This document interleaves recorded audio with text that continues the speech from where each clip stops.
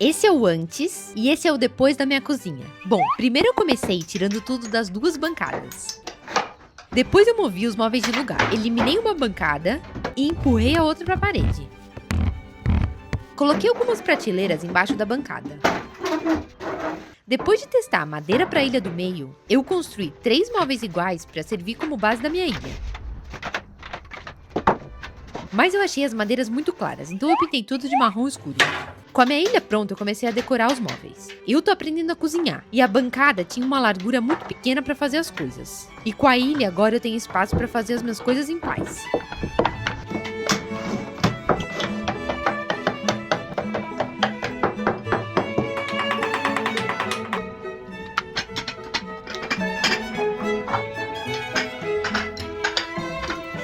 E voilá, eu mudei a cara da minha cozinha sem realmente mudar muita coisa.